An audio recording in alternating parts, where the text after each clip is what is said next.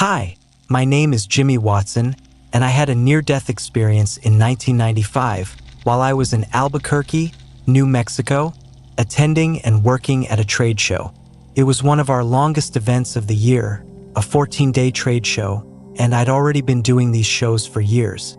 On the second or third day, a large number of people at the show began falling ill. By the third day, as I was working my booth, I witnessed a lady in the booth across from me collapse. They had to call an ambulance to take her away. I was still fine then, but on the fourth day it hit me hard. I became extremely ill with what felt like a deadly virus. According to the medical personnel I spoke to at clinics and the hospital, this virus was severe, almost like an extreme flu. On that fourth day, it shut down my entire throat, and I could barely breathe. My fever was dangerously high, and I felt incredibly weak. I had to leave the team working for me at the booth and go back to my hotel room. Once in my room, I realized I had to go downstairs and call a cab because I didn't feel well enough to drive. When I arrived at the hospital, it was packed with people, all seriously ill. They suggested I try a different clinic as they had several set up around the city due to the outbreak. At the clinic, they immediately put me on oxygen as my levels were low. They also gave me intravenous antibiotics and an inhaler. Later in the day, once my oxygen levels were stabilized, they advised me to return to the hospital if I still felt unwell the next day. That night, something incredible happened. I had what I can only describe as a light and love experience. It was profound and clear. I remember how I left my body, watching myself as a glowing mist enveloped me. I was hovering above, looking down at my body, which seemed wrapped in pain. At first, I still recognized myself, but as I felt an overwhelming sense of love, I no longer identified with the body lying on the bed. The love engulfed me entirely, and suddenly a magnificent gateway of light opened, drawing me in. I found myself in a beautiful tunnel of light filled with vibrant colors, moving through it with an ever-growing sense of love that became a part of me. I felt like I was traversing the universe, surrounded by stunning cosmic scenes. Then I arrived. It was unforgettable. I kept repeating, "I'm home. I'm finally home." Then I heard a soft, loving voice say, "Yes, Jimmy, you are home, in the light of our Lord." I began communicating with loved ones there, including a guardian named Antonia, who told me she was with me on my journey.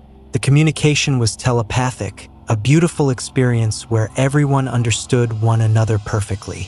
Antonia introduced my second guardian, who was my brother, who had passed away when I was nearly 16.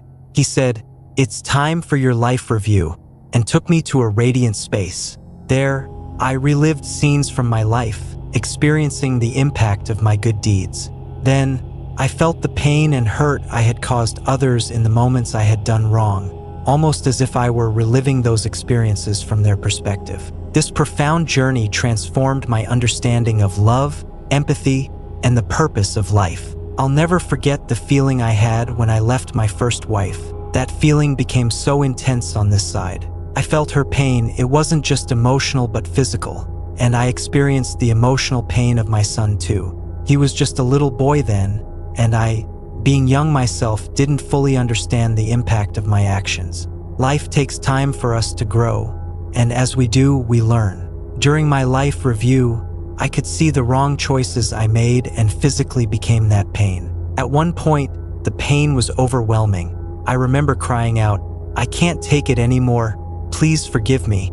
And then a voice said, "The good outweighs the bad." Instantly, the grayness faded, and I found myself back in spirit form. At this point, I saw myself as a glowing, green mist that turned into a beautiful beam of light. Peter and I were still communicating, and that's when I was introduced to my third guardian, Oren. Together, they brought me to the Hall of Events. I didn't understand initially, but I was in a vast, stunning auditorium, and they transported me from one scene to another. Some scenes began before I was born. They weren't just showing me my past, but also events of the present and even the future. It was an astonishing journey. One of the most impactful scenes they showed me was 9/11. Being from New York, I was deeply connected to the people there. As we reached that scene, I said, "I have friends in that building," and instinctively wanted to rush to them, but they held me back, reminding me that I couldn't intervene. This was my future. Watching that event unfold was heartbreaking, especially because my wife and I had plans to go into New York that morning for business. We ended up watching it from my mother-in-law's house, seeing people running everywhere, and I remember screaming, "There's another plane coming!" Even though no one could hear me. They showed me many more future events. They took me to Baghdad, where bombs were going off all around. I instinctively moved, but they assured me, "This won't hurt you. This is your future."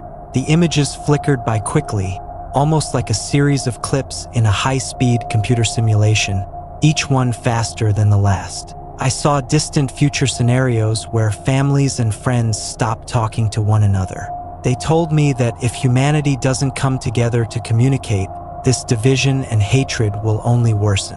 It's crucial for people to sit down, share their views, listen, and rebuild connections, because the amount of hatred in the world today is too much, and it has to change. It's not what God intends for this planet or our spirits. Our spirits are meant to be filled with love and joy. In the spirit realm, we exist within a complete state of love, but here, we experience a full spectrum of emotions: pain, sorrow, anger, happiness, everything. It's through these emotions that our spirits grow. From birth to death, it's an educational journey. It's essential for us to learn and experience as much as possible. In the Hall of Events, they showed me two possible outcomes for the world. One was a version of Earth filled with destruction, where cities lay in ruins, a desolate scene like something out of Mad Max. Then they showed an alternate vision, two distinct paths. If we take the right path, we maintain a positive energy balance. The universe holds powerful positive and negative forces that constantly battle, so our collective energy is crucial. If we lean too far into negativity, we disrupt the balance, but by keeping our energy positive, we sustain harmony. I believe Earth has gone through cycles like this over countless ages, reaching points where God decides it's time for a reset if we don't correct our course. If we fail to come together and truly listen, I fear that reset may come again. Deep down, most of us share common values: keeping our children safe and being decent, compassionate humans. Jesus, they explained to me, wants us to protect our children, and that's universal. We have to stop, listen, and unite to secure this vision. After the Hall of Events, my guides led me to a final level of enlightenment where I was surrounded by magnificent angels, radiant beings of light. These angels shared profound wisdom through 9 principles of enlightenment: principles of choice, intuition, lessons, warnings, and especially service. Service, they emphasized, is one of the most important aspects of our journey. Acts of service, no matter how small, like helping an elderly person with their groceries or sharing a smile, foster love. And love grows with each kind gesture. Then, a brilliant spirit approached me, bringing new knowledge. Suddenly, beautiful streams of numbers and symbols flowed before me like crystal lights, shimmering with meaning. Numbers like 8, 1, 3, 6, and 9 danced around, representing the essence of the universe. I didn't understand it fully at the time, but they explained that these numbers carried messages for me, like an alert system embedded in my life path. One number in particular, 66, was especially significant. Throughout my life, it appeared at key moments, good and bad, guiding me. I'd see it on road signs, speedometers, and in seemingly random places, serving as a reminder that I was on the right path or a signal that I needed to pay attention. I could look up at the TV, and suddenly, it would display the number 66, as if it were sending me a message. These sequences appeared throughout my life, a pattern that my guardians told me to pay close attention to. They said it was a way for them to signal me, to teach me that something needed attention. As my journey through the Hall of Events neared its end, a beautiful spirit, radiant and gentle, approached me. She explained that I needed to return. "You now understand the 9 principles of enlightenment," she said. I answered, "Yes," but when she repeated, "You must return," I resisted, saying, "No, I'm home now. I'm finally home in the light of our Lord, surrounded by love. Please don't take this from me. I pleaded again and again, but she gently reminded me, you understand the 9 principles of light. You must go back. At that time, my wife back home in Florida was carrying our second son, who was soon to be born. The Spirit said to me, you must return, but I resisted once more, pleading to stay. Then she revealed something mysterious and profound. I am 6 of 6. You must return. She called me Dad then, and I wasn't sure if she was referring to my unborn son or someone else. Before I left, she added, remember your future daughter.